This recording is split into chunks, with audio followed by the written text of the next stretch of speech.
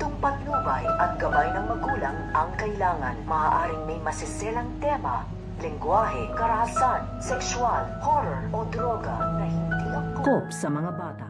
Ito na ang ating mga pakakatutukan at pakakaabangan dito nga lang sa mga mangyayari at mga kaganapan sa Makiling, dahil ito nga si Polsa at ito nga si Bianca ay nagkita nga sila dito ng palihim, dahil ito nga si Polsa ay susuhulan nila dito ito nga si Bianca upang hindi na nga niya ituloy ang kanyang report tungkol nga dito nga daw sa kanilang planta, dahil nangako na nga ito nga si Polsa dito nga sa kanyang ama na ito nga si Franco nagagawa nga daw ito ng paraan upang hindi nga daw dito mapasara ito nga daw kanilang planta matapos na nga daw dito ito nga daw kanilang problema. Kaya nga ito nga si Franco ay nagtitiwala nga ito dito nga sa kanyang anak nito nga si Polsa na magagawan nga nilang paraan ang tungkol nga dito nga sa problema nila dito nga sa planta, dahil nilireklamo na nga ito at pinapasara. Kaya sa pagkikita nga nito nga ni Polsa at nito nga ni Bianca ay dito na nga kaagad sasabihin ito nga ni Polsa